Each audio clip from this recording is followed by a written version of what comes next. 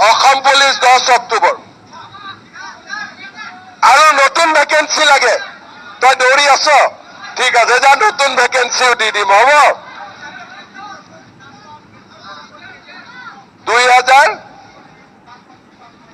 এই 2 এদিনতে ওলাব বাবা তই একদম চিন্তা কৰি আছ পইচাকে হা হা কি লাগে